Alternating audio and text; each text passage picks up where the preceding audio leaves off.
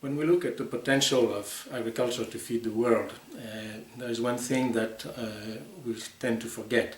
We focus always on the production side, but we don't look so much at the population.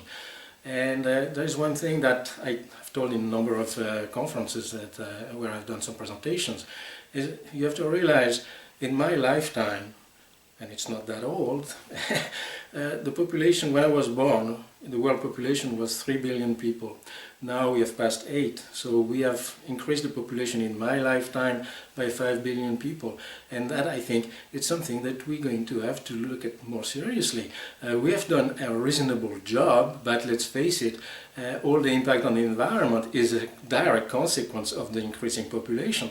If we were still 3 billion people today, in 2024, I don't think that we would have all those issues about climate change. So basically we have to look at it. The population is increasing. What can we do to meet the needs, but also maybe what can we do to slow down the growth of the population?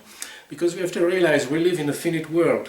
Regardless of what some people want to make you believe, we live in this finite world. So in the party there are more and more guests, and what's going to happen in the end, it's pretty simple. If we all want to have a share of the pie, well, our share is going to be smaller on an individual basis if it's distributed equally, which of course it's not. Or the other solution is that the ones who have the most power, the most money, are still going to have a big chunk of the cake, and the rest going to have just the crumbs. So really, I think it's time that we have more conversations about the population increase, its effect on the environment, and also how we want to deal with the future, with potentially another 2 billion people coming. How are we going to make sure that we're not making the whole system explode?